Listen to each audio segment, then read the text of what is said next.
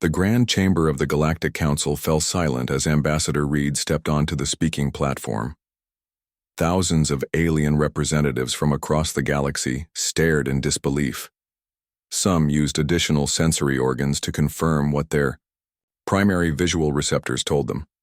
A human stood before them outside the protective environment suit that all had assumed was necessary for the species' survival. High Counselor Vex, a tall, crystalline being who presided over the assembly, leaned forward on 6 spindly limbs. Ambassador Reed of Earth, the translator module conveyed, "You appear to be exposed to our standard atmosphere." Reed smiled, a gesture that caused several delegates to flinch. On the view screens behind him, footage played of massive ships rising from Earth's surface, hundreds of them carrying millions of humans toward the stars. "High Council," Reed began, voice steady and clear. "For 50 years we have maintained the fiction that humans require special environmental conditions to survive outside our homeworld. Today, that deception ends. The people of Earth are leaving our planet, and we come to take our place among the stars." Murmurs rippled through the chamber. Earth had been classified as a Class 5 Deathworld when first discovered.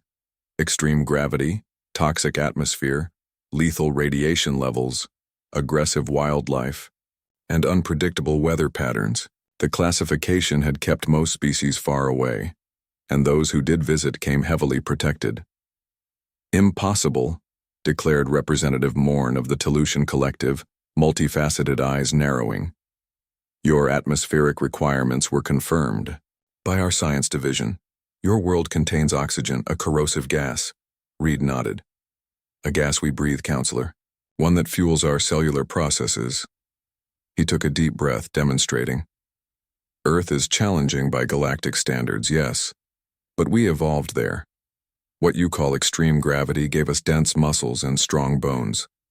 What you call toxic air gave us robust immune systems." The Council records keeper, a gelatinous entity named Blob, frantically accessed the archives. "The human delegation has consistently appeared in protective suits during all diplomatic functions," Blob announced. "Their quarters have been separately ventilated, their food specially prepared." "A strategic decision," Reed explained. "When we first detected your exploration vessels approaching our solar system, we studied your transmissions. We learned that worlds like ours were avoided, quarantined. Species from such planets were viewed with fear and suspicion." High Counselor. Vex's crystalline surface flickered with patterns of distress. "You deliberately misled the Council?" "We protected ourselves," Reed countered. "Throughout history, technologically disadvantaged civilizations meeting advanced ones have rarely fared well. We needed time. Time to learn, to develop, to prepare."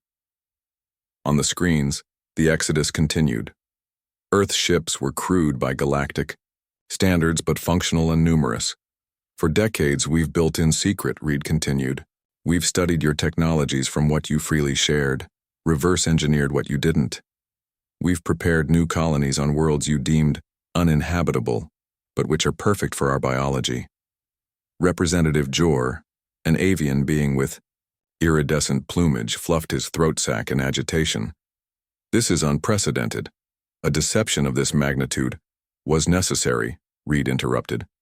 "While you believed us confined to Earth, dependent on your carefully measured technological gifts, we had freedom to develop on our own terms. Now we emerge, not as supplicants, but as equals."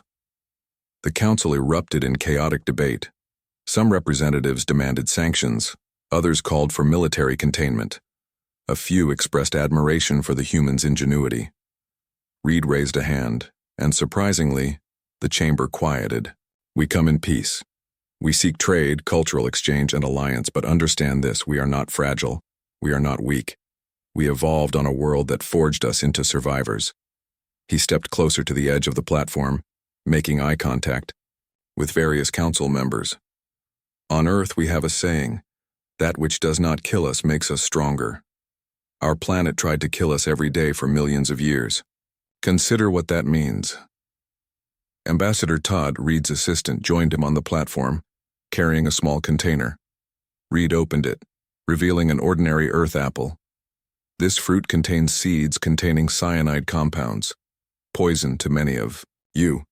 Its skin hosts bacteria by the millions, yet to us it's nourishment. He took a bite, causing several delegates to recoil. Humans don't just tolerate adversity. Reed continued, chewing thoughtfully. We thrive on it.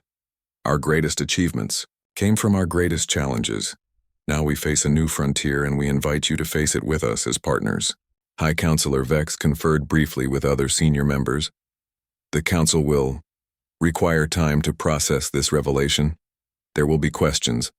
Many questions. Of course, Reed agreed. But first, there's one more thing you should know. He gestured to Todd, who activated a new display showing astronomical data. Those mining operations you've avoided in the Scorpius sector because of hazardous conditions?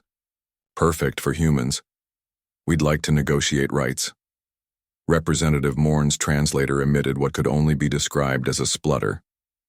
The radiation levels alone are well within our tolerance, Todd finished. We've already established a preliminary outpost. The council chamber erupted again, but there was a different tone now. Not just shock or outrage, but something new, opportunity, possibility, and for some, the first flickers of fear. Reed smiled as he watched the reactions cascade through the assembly. Humanity's gamble had paid off. They had hidden their strength until they were ready, and now they were stepping onto the galactic stage not as curiosities from a deadly world, but as valuable partners uniquely suited to go where others could. Not the age of human expansion had begun and the galaxy would never be the same.